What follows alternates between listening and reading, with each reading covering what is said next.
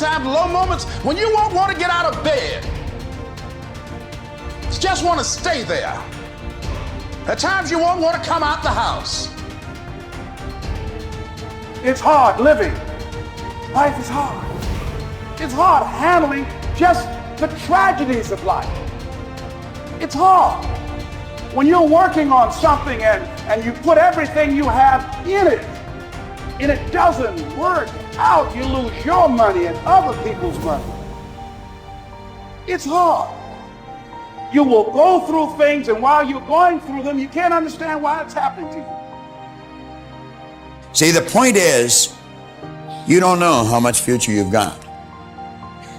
What's gone is gone. There's absolutely nothing you can do about it. Some of you have had divorces. Some of you have probably had bankruptcies. Some of you have had terrible things happen in the past. But what's gone is gone. It's in the past. And to spend your time focusing on the past is to spend the only thing that you've got, and that's what's right here, right now, because the sand never stops running. This is all we've got. And to spend your time now thinking of what happened there is making absolute certain that the future is going to be the same as the past. Now, I don't suppose many of us spend a lot of time thinking about that, but a lot of us spend a lot of time making that error. Now, you can either accept that or you can get to work. That's all it is.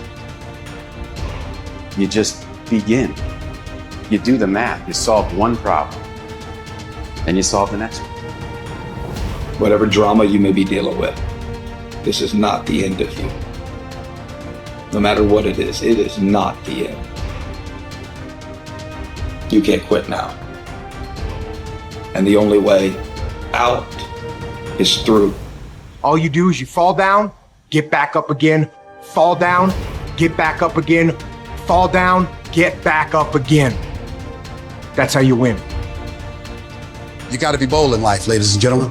If you're not bold, if you're not standing up inside yourself, if you're not willing to call into being the highest and the strongest that's within you when you're facing life's challenges, life will trample you. But see, when you discover the truth of this goodness, this power that you have within you, that truth will set you free from ever being a victim in life. That truth will enable you to handle things with a level of equanimity that will surprise you.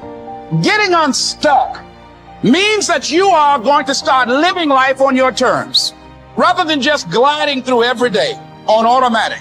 That you have a special power within, that you know that things are going to get better for you. You know that you can handle this. And because you want some different kind of results in your life, you've got to decide that I'm going to go all out.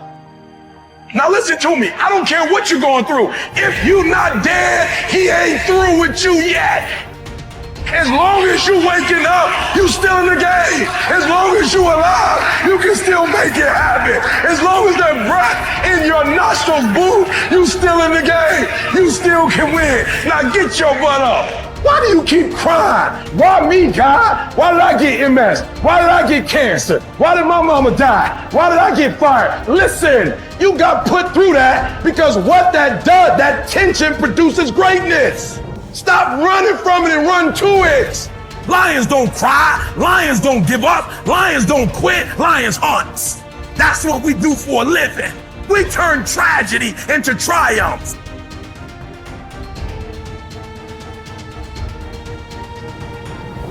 You'll never obtain any substantial measure of material wealth if you insist upon living your life as if you are looking back through your rearview mirror on your automobile. Nevertheless, it seems to be a very common error which many people have turned into a habit. Let the dead bury the dead. Let it go. I don't care how bad it was, let it go. 5 years from now, 10 years from now, when you look back in retrospect at that terrible thing that's happened, you're going to find it was probably one of the best things that ever happened to you. Advancement of all kinds is preceded by a crisis. The greater the crisis, the greater the opportunity for advancement. Or you could put it another way. You could say, out of all confusion comes order, a higher degree of order than that which existed prior to the confusion. Because you see, the confusion was a learning state. Remember, I was pointing out that business is fun. It really is. I see business as a game. It's a game we're playing, and we play to win. And when we're winning, we're having fun. And when we're losing, we're learning. Let's treat both of the experiences exactly the same. They're learning experiences. Now we say, remember the old adage which says, let the dead bury the dead. Stop looking back on your life and worrying about the things which have already occurred and which you can no longer alter. That's like trying to change the time you got out of bed this morning. You're never going to be able to do it. That stands for eternity.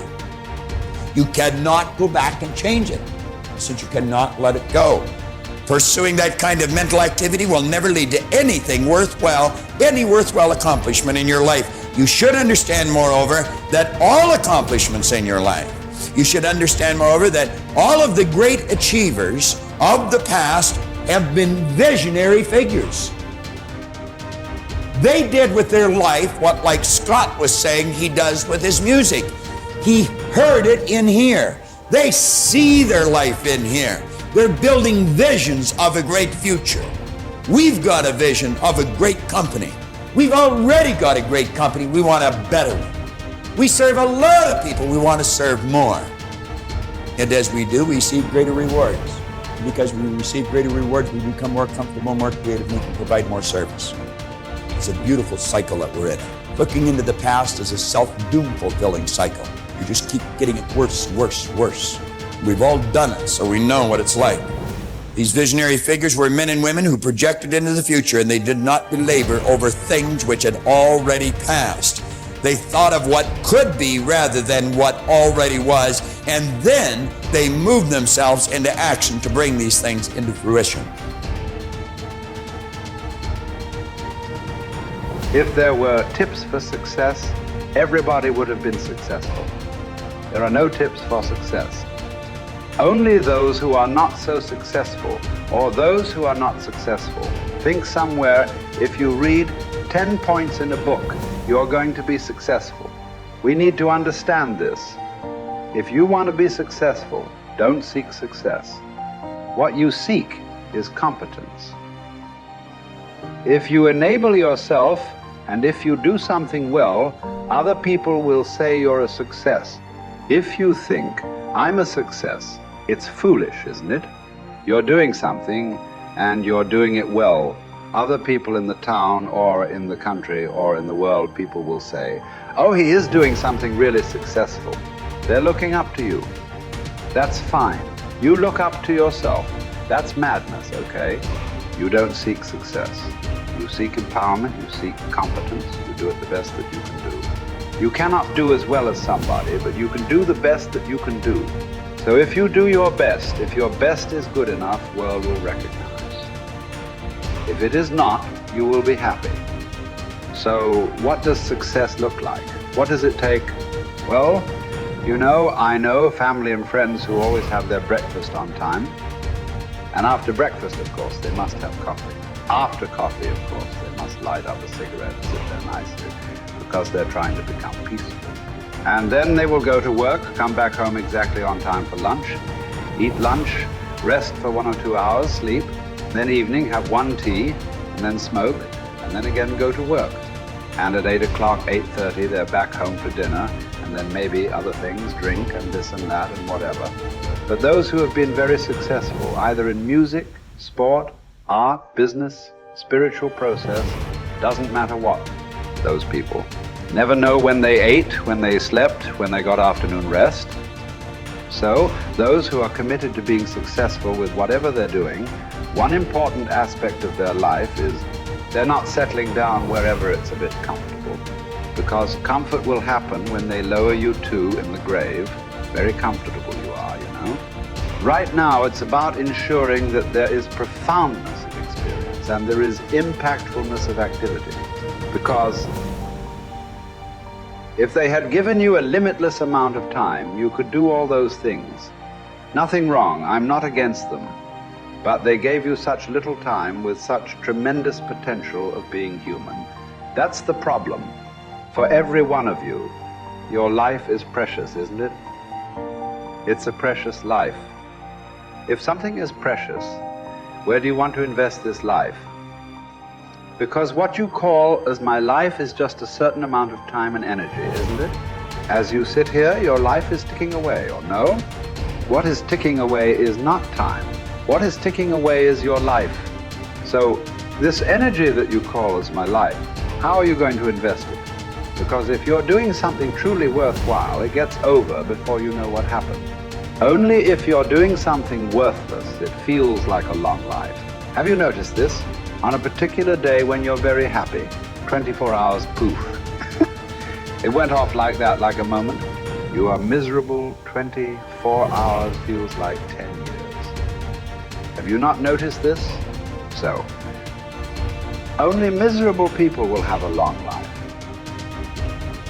Joyful people, life goes away like that as if it's a couple of days.